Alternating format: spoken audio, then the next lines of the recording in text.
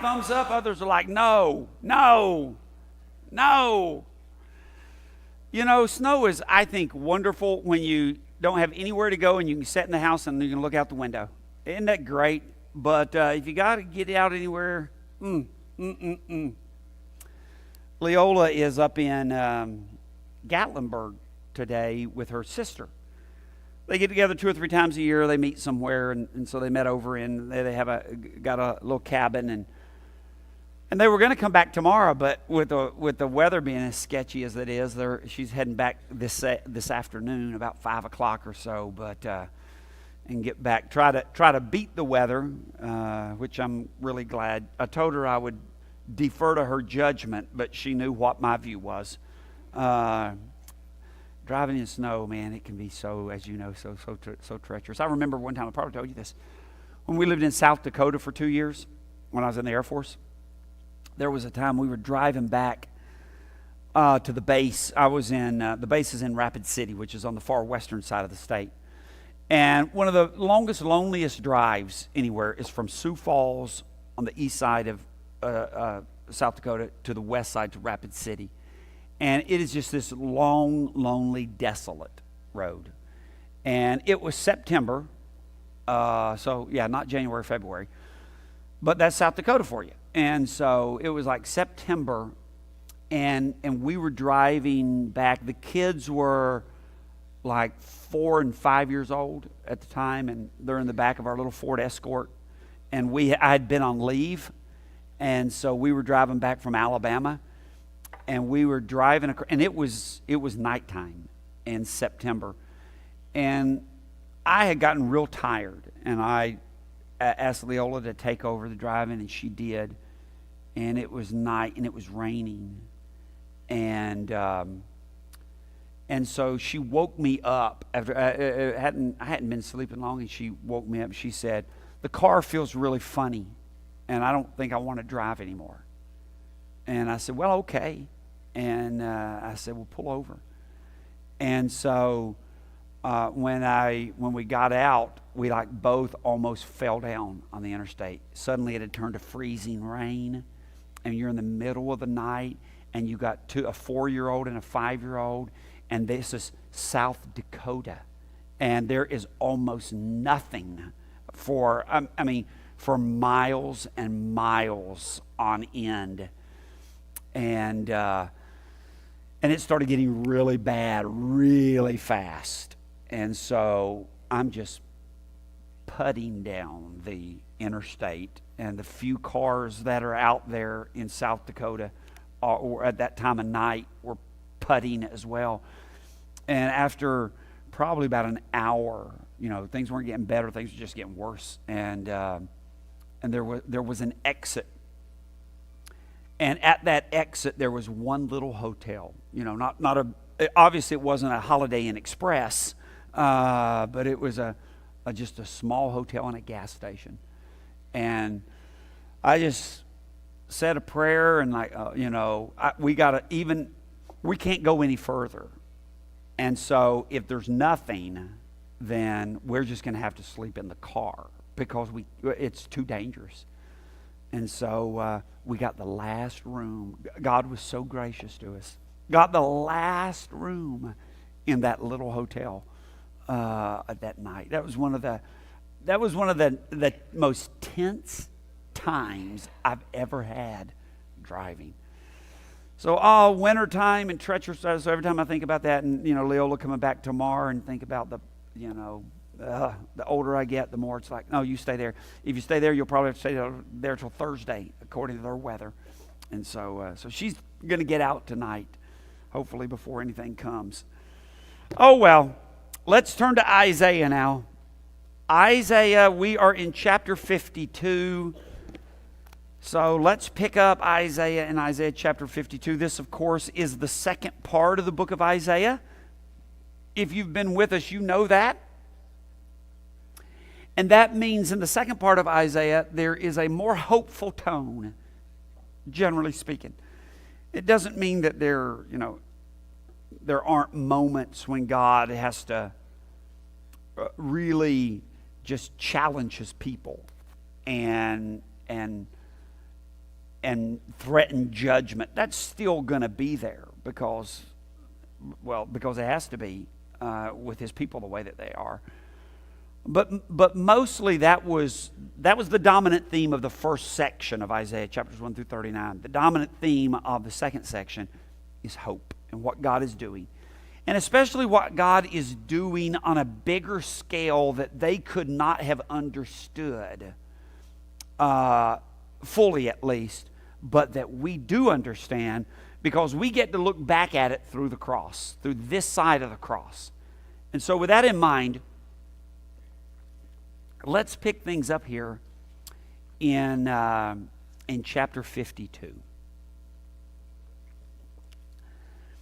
Now, when we come here, it starts this way: awake, awake, O Zion. Clothe yourselves with strength.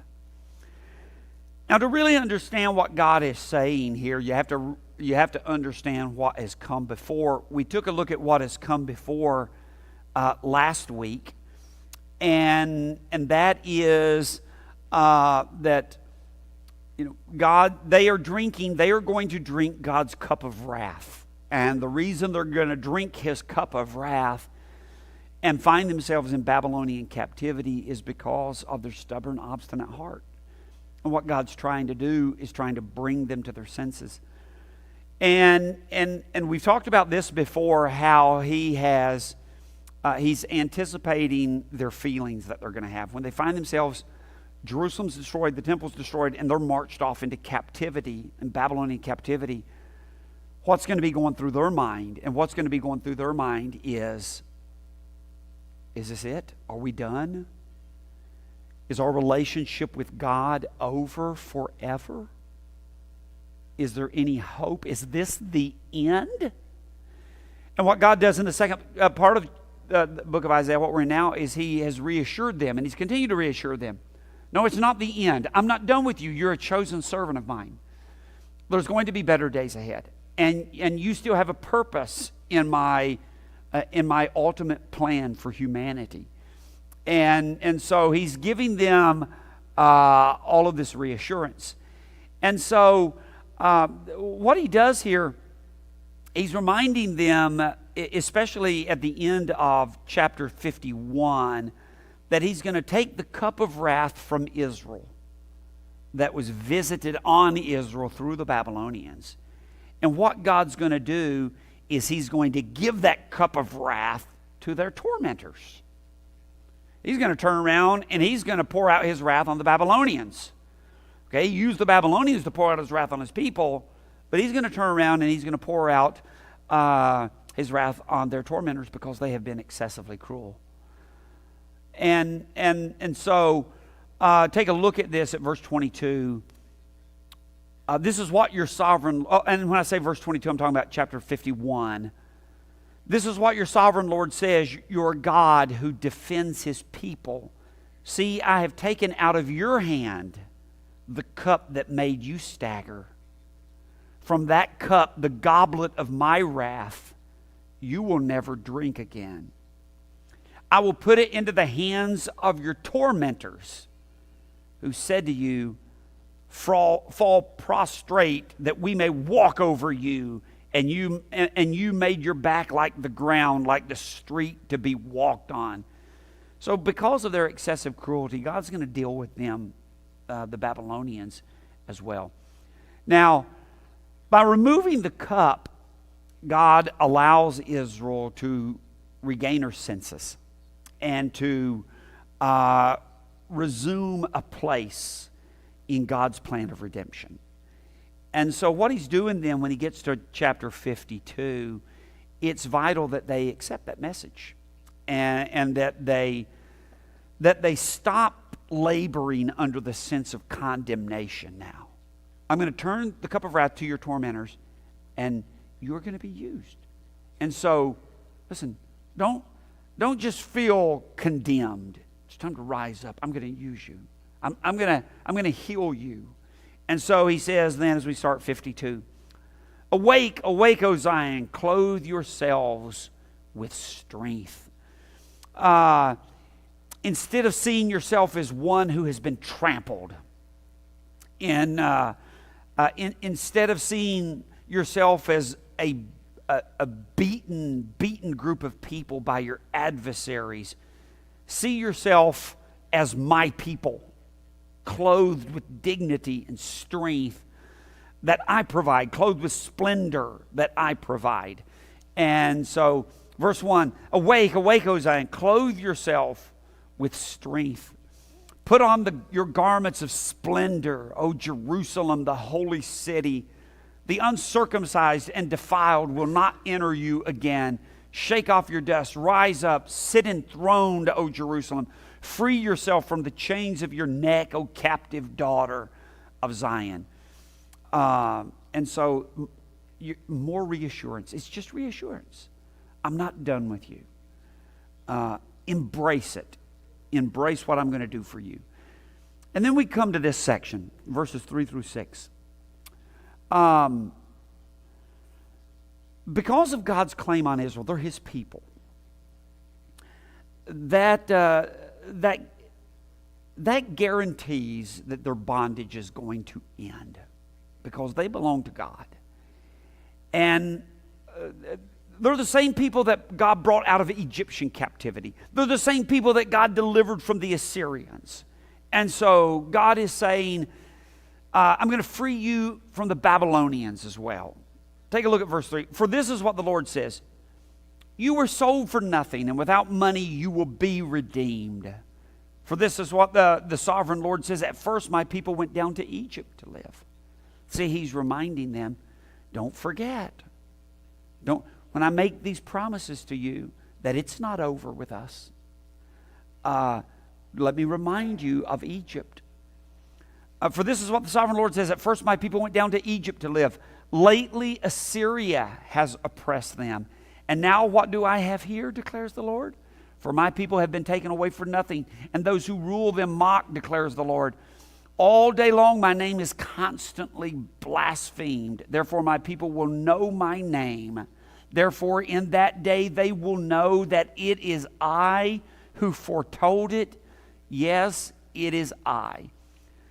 Since God has told them this and foretold them what was going to happen, God's people, once it happens, that should be proof to them that, He is who He claims to be, that He can be trusted, that He can be relied on. Just as He's done all of these things in the past to provide them with evidence that they can trust Him without any kind of question. So when it comes to pass what He has just prophesied, that He's going to deliver them from their oppressors, it is going to be a demonstration that, again, that He is the sovereign God who is in absolute control of everything. Now, He says in verse 7, how beautiful on the mountains are the feet of those who bring good news, who proclaim peace, who bring good tidings, who proclaim salvation, who say to Zion, your God reigns. Listen, your watchmen, lift up their voices. Together they will shout for joy when the Lord returns to Zion. They will see it with their own eyes.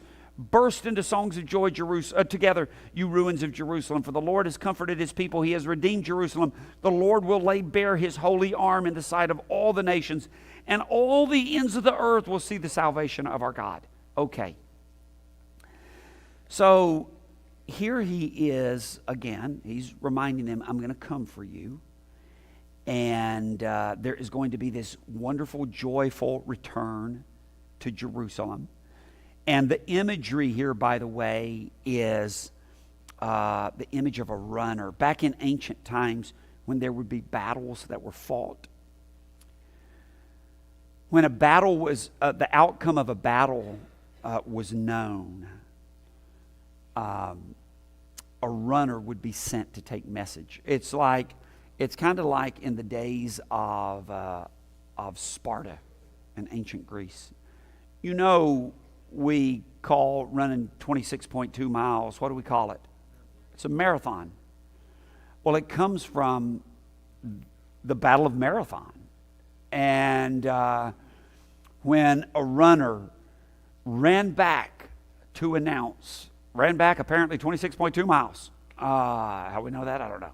but we know the general distance. But he ran back and he announced victory, victory.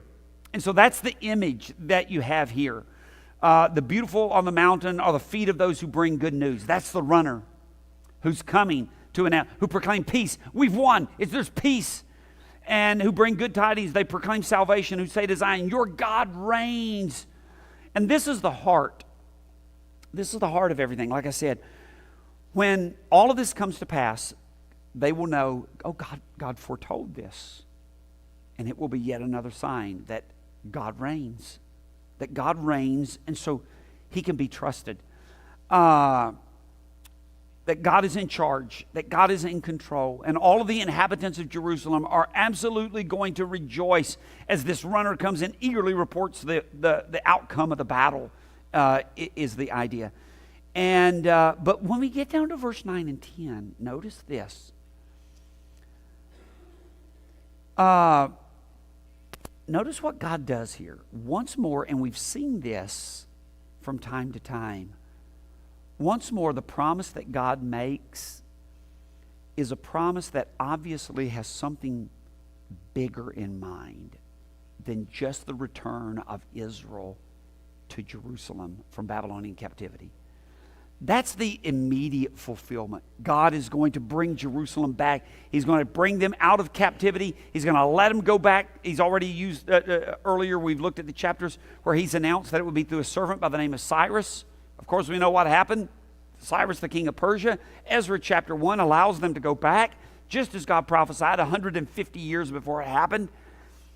But, so that's the immediate fulfillment. But I have told you this, and I remind you again, that's just intended by God to be a small model of the bigger rescue mission that God is undertaking.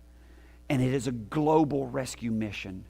When God's people were exiled from paradise, and God is going to eventually bring us back to paradise and relieve and lead us out of captivity and bondage. And you can see that bigger picture here in verse 9 and 10. Look at it again. Burst into songs of joy together, you ruins of Jerusalem. For the Lord has comforted his people. He has redeemed Jerusalem. Well, that seems pretty local. Yeah, but now look at verse 10 as he continues. The Lord will lay bare his holy arm in the sight of all the nations, and all the ends of the earth will see the salvation of our God.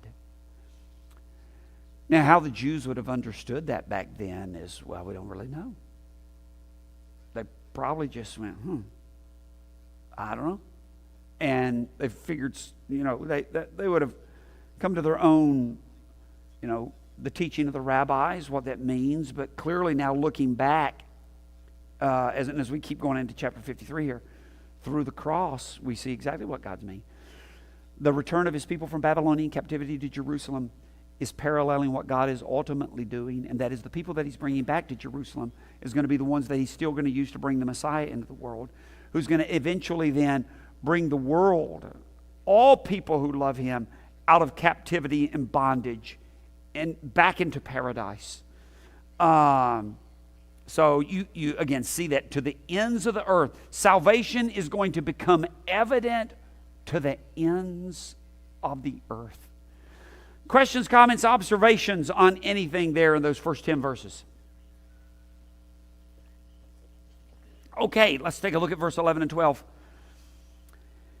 Now, this reality that's coming, it calls for action by those who God has redeemed. And God is preparing the way for his people to leave Babylonian captivity. But his people have to respond to his call. Take a look at it. Depart, go out from there, verse 11 says, touch no unclean thing. Come out from it and be pure, you who carry the vessels of the Lord. But you will not leave in haste or go in flight, for the Lord will go before you. The God of Israel will be your rear guard. And so they have to trust God. And when the time comes, they shouldn't doubt. God is there. That He is calling for. They have to respond morally with transformed lives. They can't continue their rebellion. They need to be shaped. Touch no unclean thing, come out and be pure, you who carry the vessels of the Lord. And understand that I am there with you. And now watch this here as we begin verse 13 and we go all the way through chapter 53. Now what we have here as God makes this glorious promise to Israel. Look, you've been beaten down, but don't be consumed with feeling bad. Understand, I am still your God, and I've still got a purpose for you, and I'm going to bring you back. The time is coming when victory is going to be announced. Now, with that as a background, we come to the fourth and climactic servant song in the book of Isaiah. And so this servant song here is going to explain why suffering has it has entered into the description of the servant of the Lord. We've already seen a couple of these passages on the servant of the Lord, and one of them has emphasized there's going to be suffering. Well, now we're going to understand, well, why is the servant of the Lord going to have to suffer for God to accomplish His purpose of redemption? Okay, let's take a look at it. Now, again, when I think about this and when I read this, and I think about the first generations of Isaiah's readers, and you're like thinking, how did they understand this? The answer is probably raised a lot more questions than it did answers, just frankly. It just probably raised a lot of questions, and there was no answers to it. But here we go. Verse 13, see, my servant will act wisely. He will be raised and lifted up and highly exalted. Okay. God's servant that He is going to use, he's going to be gloriously successful. That's what verse 13 says. He's going to be gloriously successful. See, my servant will act wisely. He will be raised and lifted up and highly exalted. So he's going to be incredibly successful, but that success is going to be preceded by something. And what it's going to be preceded by is a terrible experience. Look at verse 14. Just as there were many who were appalled at him, his appearance was so disfigured beyond that of any man, and his form marred beyond human likeness. Wow. That's pretty intense language right there. That is describing a terrible experience. His appearance was so disfigured, his form marred. Wow. So before he experiences success, he's going to experience terrible suffering. Verse 15.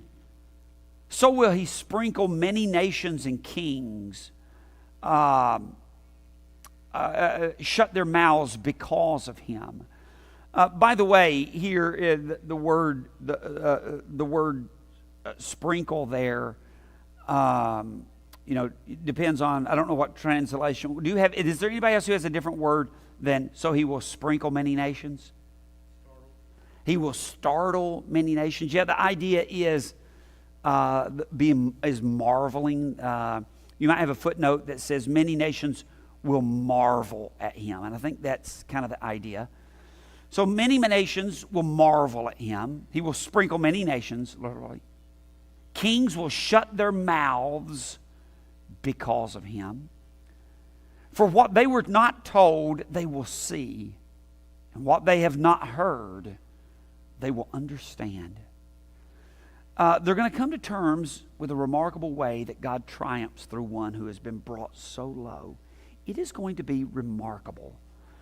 We're going to see things, and we do this, after, of course, on this side of the cross.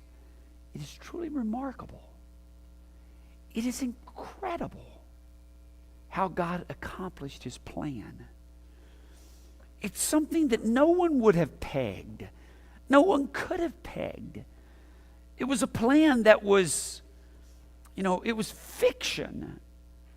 Well, it wasn't even fiction. It couldn't even be thought of that God would accomplish his purpose, of his ultimate purpose for humanity, by bringing a servant who is going to undergo a magnitude of suffering that is almost indescribable. I mean, that just is, again, something that wasn't even thought of. And so after it happens, people are going to go, all over the world will marvel. And we come together, and all over the world, and we are just awestruck, and we just praise God for what he did, his amazing plan of sending this servant who went through unimaginable horror to accomplish something that's indescribably great. And so that's what these first few verses, or these last three verses here at the end of verse 52 is telling us. And again, as the original Israelites are reading this, surely they're going, what does that mean? What does that mean? What does it mean? What does it mean? Well, we know what it means. And then it continues this way. The first three verses of chapter 53 now, of all of the chapters in the book of Isaiah, this is probably the most familiar chapter in the entire book. It's one that the Jews don't completely understand. Tony said, it is one that the Jews don't completely understand. And that is exactly right. Not only would the original Jewish audience reading Isaiah's prophecy, not only would they not have understood it, but unfortunately many Jews today who reject the Messiah, they're still puzzled over this. They don't understand it. It's one of those that they struggle to understand it. And so what it does, the first three verses here, it takes the picture of that we just saw of the servant, those three verses at the end of chapter 52, and it just intensifies the servant's picture that he didn't have any human appeal initially. And so it kind of traces his beginning. Let's look at it. Who has believed our message? And to whom has the arm of the Lord been revealed? He grew up before him like a tender shoot. Now, a tender shoot is small and fragile. And so it, this also links this servant, by the way, to things, the future that Isaiah had earlier talked about.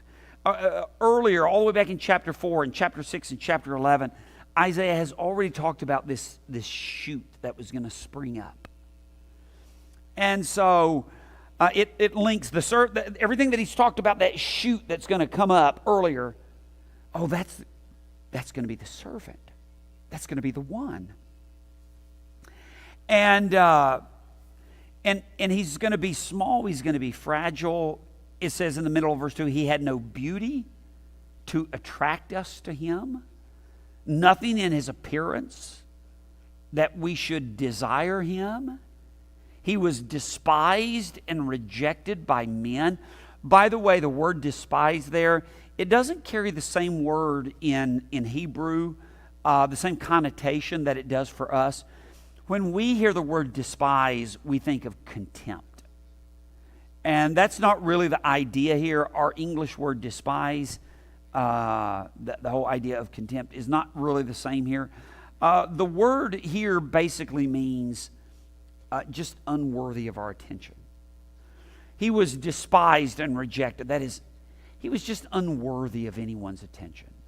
There's just nothing about him that made people go, this is our guy. He's the one.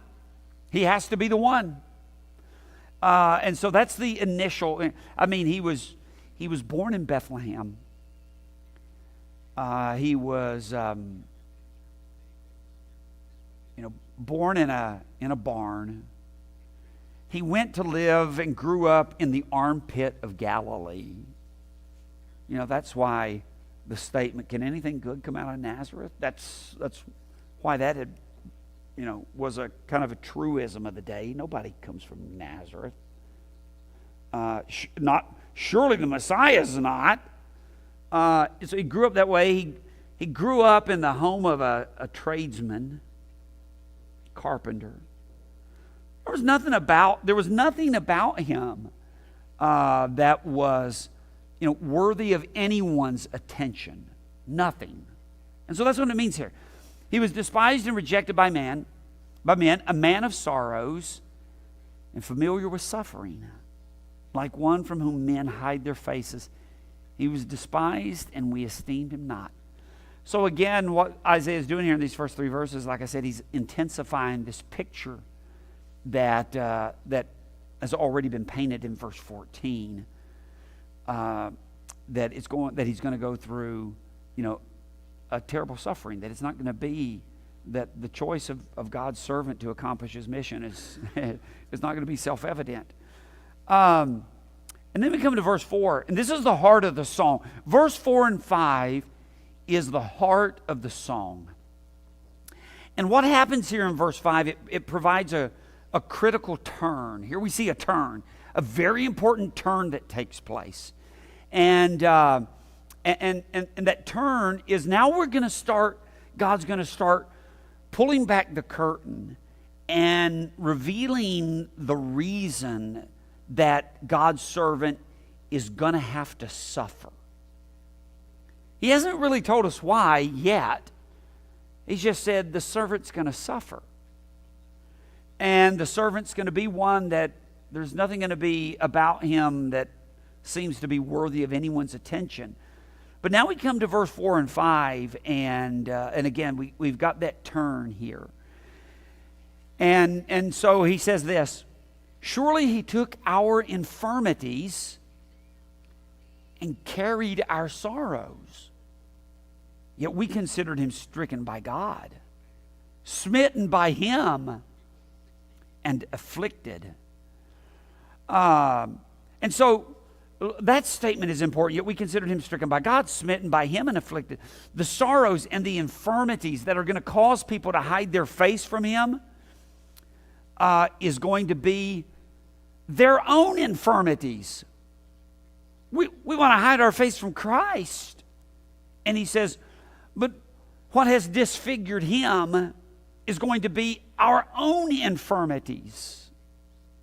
In other words, what does that mean? What are our own infirmities? He took on all of our sins. And that's going to be the thing that would cause people to turn their eye from Christ. He's just bearing the very thing that they bear. So he took up our infirmities and carried our sorrows. Yet we considered him stricken by God, smitten by him, and afflicted. But he was, and this is going to clarify those terrible experiences. That everything that he's going to experience, all the horror that he's going to experience, is because of the transgressions of others, not because of him. Look at it. He was pierced, verse 5, for our transgressions. He was crushed for our iniquities. The punishment that brought us peace was upon him, and by his wounds we are healed. And so you see, this is why I say, this is the turning point. Now God's going to start explaining some things that he's going to suffer terribly, this servant. But it's going to be through that suffering, because of this suffering, the guilty are going to enjoy peace with God. Now, if they could have figured that out, they would have still wondered about how in the world does that work. I mean, this is such a this is so amazing as we think about back again on this side of the cross, and as we see these things, and we're just reminded of it. We can answer these questions. Well, how does that happen? How do we have peace with God? Through his sufferings. How does that happen? And because we're on this side of the cross, we go, oh, well, God explains it. He lays all of his salvation cards on the table for us to see in the New Testament. And we go, oh, God is infinitely just. And he has to punish sin. And the punishment, the penalty for sin is eternal separation from him in hell. For the wages of sin is death. Oh, so he tells us that. And then he tells us, and we're all sinners. Romans chapter 3, verse 10, verse 23. There's, no one righteous, not even one, for all have sinned and fallen short of the glory of God. And then we learn in 1 Peter chapter 3 and verse 4, oh, sin means lawlessness. We've broken God's law. And, sin is lawlessness. And again, the wages of sin is death. And so, that's the dilemma that we're in. We understand the fullness of what it means to be a sinner in relationship with God. We're a lawbreaker. And he's infinitely just and holy. And because of his nature, he has to punish sin. And the punishment, the penalty for sin is eternal separation from him. Oh, I get it.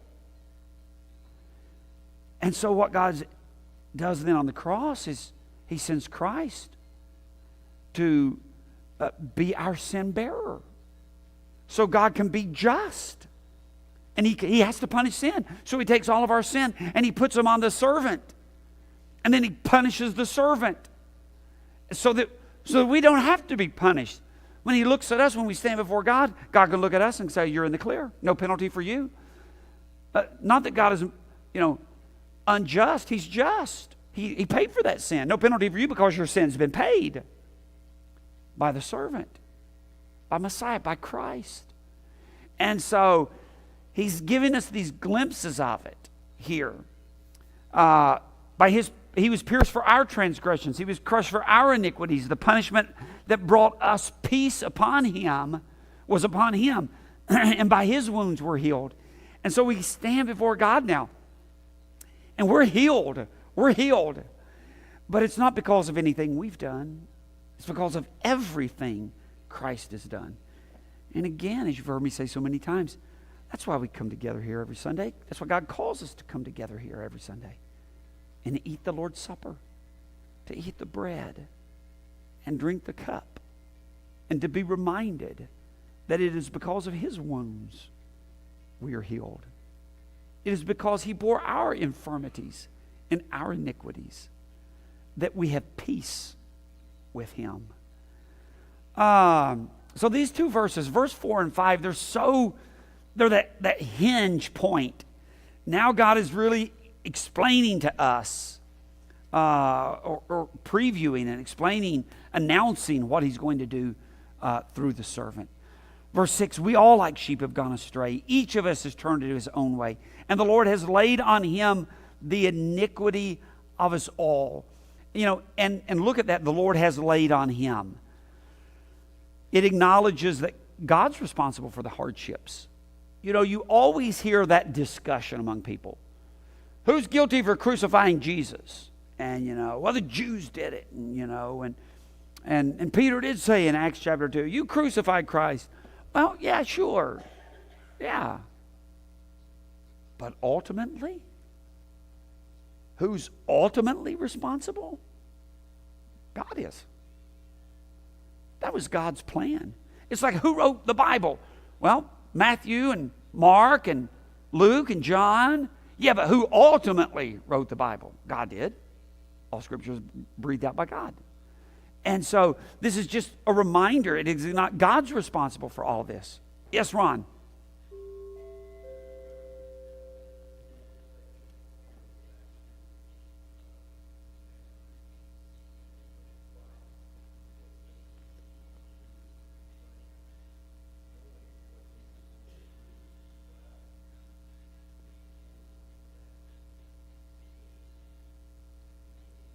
Absolutely.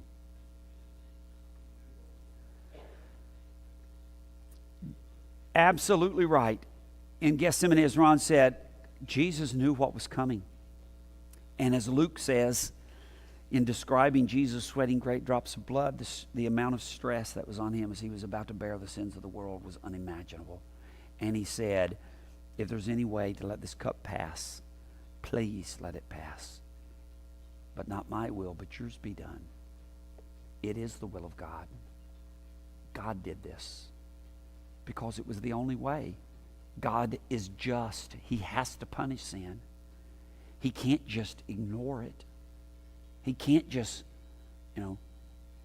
pretend it doesn't exist.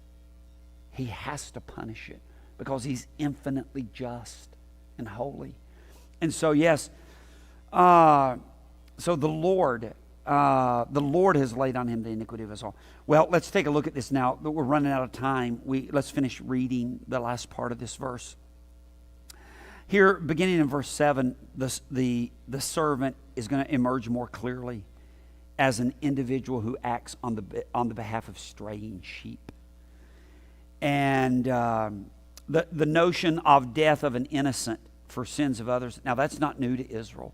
Israel understands that because, God has been preparing them with these, like the Day of Atonement. Something has to die for sin. The cost of sin is high. And so they understand this. And so now let's look at verse 7 as we start seeing this servant who is clearly acting on the behalf of straying sheep. He was oppressed and afflicted, yet he did not open his mouth. He was led like a lamb to the slaughter. As a sheep before her shearers is silent, so he did not open his mouth. By oppression and judgment, he was taken away. And who can speak of his descendants?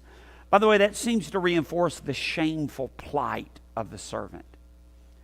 Because for an Israelite to die prematurely, childless, was considered just the worst thing ever. It was considered one of the greatest disgraces. That's why Hannah, is praying so desperately for a child. You say, that's odd. It shouldn't be that way. Well, it shouldn't be that way, but it was. That's the way it was in the ancient world. And this seems to speak of, again, just the shameful plight of it. For he was cut off from the land of the living. And by the way, the imagery here of cut off, that's Old Testament language. Remember how people, because of sin, they're cut off from their people. They're excluded from the camp because of that. That's the imagery here.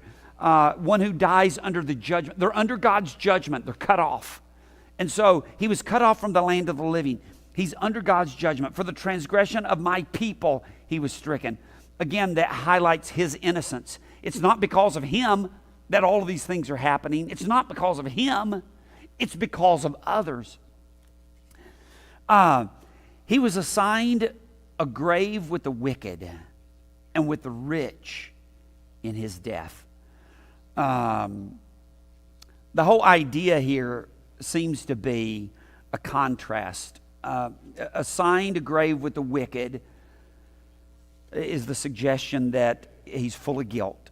But with the rich in his death, the whole imagery here of richness seems to suggest that he's vindicated, that he's innocent. That was kind of the imagery that they would have had in mind. When Jesus told his disciples in Matthew 19, rich man can't go into heaven. Or it's easier for the camel to go through the eye of a needle than a rich man to go to heaven. And they go, well, then who can be saved? Because they thought the rich were innocent. And so that imagery was real deep-seated in the mind of Jews. And so he's going to go to the grave and be considered wicked, but he's going to rise vindicated. He's going to come out vindicated. Though he had done no violence, nor was any deceit in his mouth. Real quickly, verse 10, yet it was the Lord's will to crush him and cause him to suffer. Again, we see God's assuming ultimate responsibility for this. And though the Lord makes his life a guilt offering, he will see his offspring and prolong his days, and the will of the Lord will prosper in his hand. this servant is going to be advancing the Lord's will.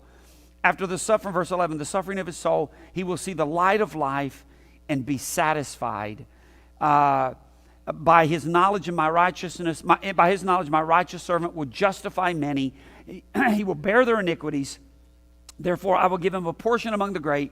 He will divide the spoils with the strong, because he poured out his life unto death and was numbered with the transgressor. For he bore the sin of many and made intercession for the transgressors. So the servant is moving from being one for whom, from at the beginning, one from whom people turn away, to now they joyfully receive in this wonderful covenant relationship.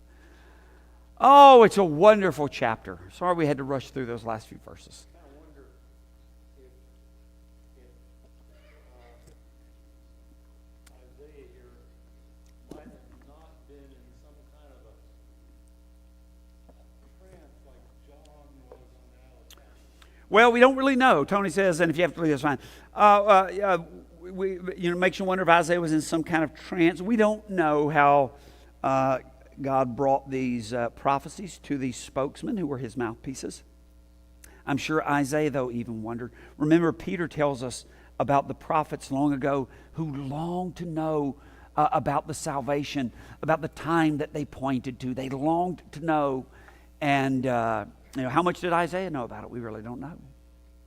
But he would have longed to know. Okay, thanks so much for being here. Have a great rest of the day, and I hope that I will see you back again tonight at 6 o'clock.